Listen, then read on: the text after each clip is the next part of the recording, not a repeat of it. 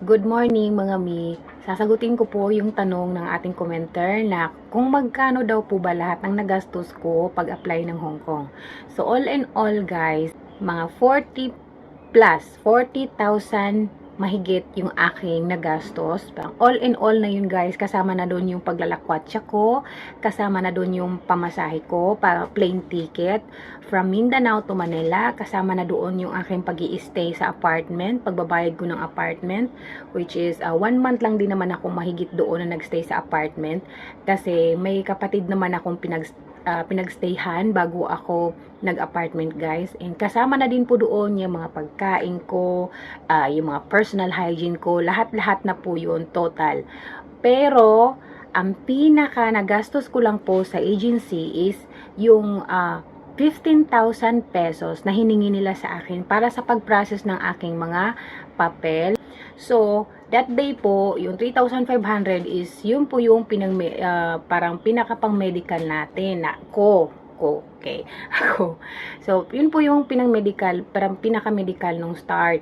Tapos, yun lang po yung nagastos ko that day na nag-report ako sa agency.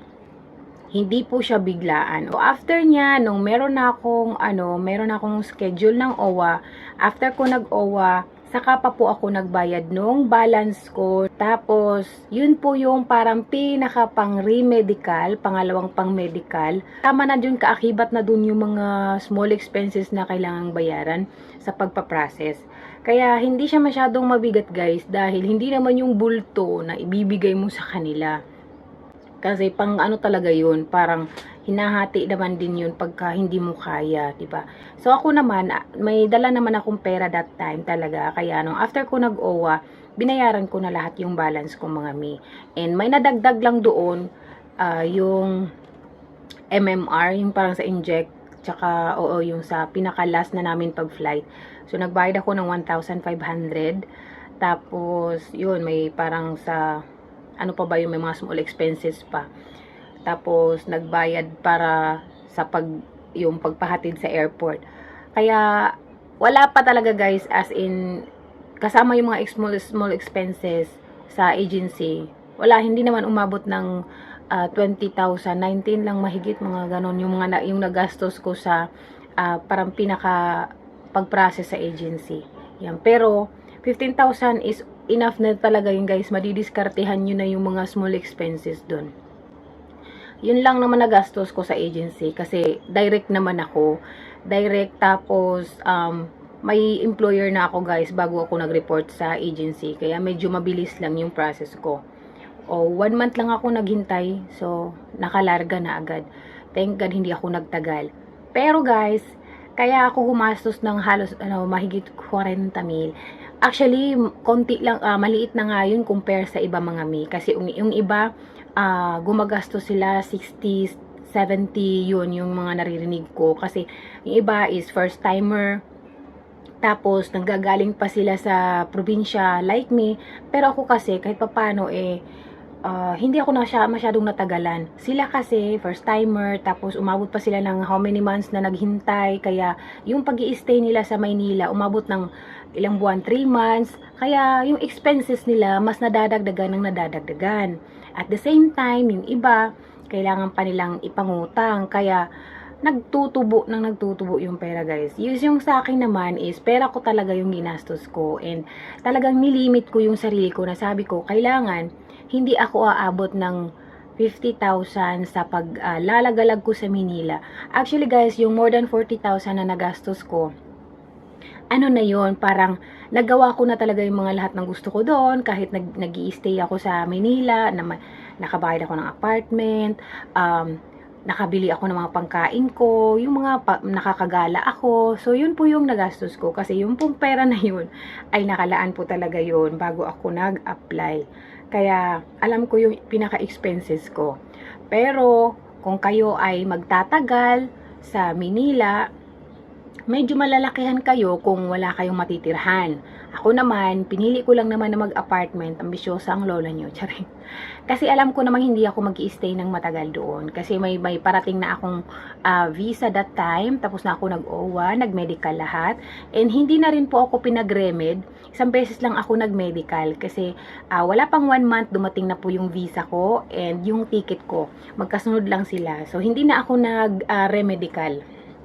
Yun. Kaya yung binayad ko sa pangalawang yung parang pinaka-balance ko na 8.5 that time, hindi ko na siya nagamit. Pero hindi ko na yun, syempre, makukuha. Kasi, kumbaga, ano na yun, kasama na yun sa package. Gano. Pero at least, hindi na ako na-hassle na 2 beses mag-medical, diba? So, mabilis lang naman yung process ko, guys. Thank God talaga. Until na dito, kahit paano, medyo matiwasay yung aking pag-i-stay. Thank God talaga. And yun lang. So, kung kayo naman ay, depende naman kasi yan guys, yung magagastos nyo kung kayo ay first timer or ex-abroad. Tapos, kung kayo saan kayo manggagaling, kung manggagaling pa kayo ng probinsya, medyo mas malalakihan kayo kasi sa ticket, gastos nyo po yun, cargo nyo po yung sa ticket, pamasahin nyo, pagkain nyo, bahay na matitirhan ninyo sa Maynila. So, kung wala kayong kamag-anak, medyo mahal po ang pag-iistihan doon. Kasi kung sa transient kayo, sa accommodation, minimum is 250, 200 per night. So, ako naman, medyo mas nakasave ako sa apartment dahil may mga kasama naman doon sa isang kwarto. Kaya, wala, 6,000 lang yata yung nagastos ko sa apartment. Tapos, yun, wala namang problema dahil, kumbaga, kung prepare ka sa pera, guys, hindi mo siya masyadong alalahanin. Kaya if ever na gagasto kayo doon ng malaki-laki, siguraduhin nyo na prepare kayo. Siguraduhin nyo na prepare kayo sa pera. Kasi hindi po talaga madali kapag hindi ka prepare sa pera. Kahit sabihin na prepare ka isip, puso, tsaka katawan mo, hindi rin pwede yung wala kang pera. Kasi mamumblema ka din. Yun. So, yun lang guys, yung nagastos ko lahat-lahat is na wala pang 50,000. Kasi yung hawak kong pera talaga na nasa akin is, nung ako'y nagpapunta ng Maynila, 40,000 mahigit. So, kasama na lahat-lahat mula nung na hawakan ko yung pera ko, kasama na doon lahat-lahat ng mga expenses ko. Nagastos ko lahat yung 40,000 mahigit bago ako nakalarga ng Hong Kong. So, sa iba, medyo mas malaki yung nagastos nila kasi lalo pag first timer is 25 to 30,000 yata yung babayaran sa agency. Depende pa po yan sa agency guys kung mahal magsingil ng pagpaprocess ng papers. So, luckily yung sa akin naman is talagang yun lang din yung binayaran ko kung magkano ang hiningi ng agent ko dito na direct sa Hong Kong. Yun lang din naman yung hiningi sa akin ng ni-refer na agency sa akin, yung Maris Agency sa Pilipinas. Kasi nag-apply ako through direct agency sa pamamagitan ni Ma'am Magenta sa direct hired ng Wild Magenta page sa Facebook. Famous po yun sila kasi 200,000 mahigit po yung followers nila. Doon po ako na-hired kasi sila po yung nagbigay sa akin ng link. So, if ever mga interested kayo guys, try nyo pong i-search yung kay Wild Magenta page na direct hired sa Hong Kong. Or mag-comment kayo dyan sa baba if ever na gusto nyo rin po mag-apply para message nyo ako sa messenger ko. Gadayan Maybel. Gastalia Gadayan Bell po yung pangalan ko doon. Papalit-palit kasi ako ng name. So, Gastalia Gadayan Bell po yung name ko doon sa aking Facebook Messenger. So, pag gusto niyo naman na mag-message sa akin para mag-guide din po kayo, gusto niyo mag-apply talaga, message lang po kayo sa akin or mag-comment kayo dyan sa baba.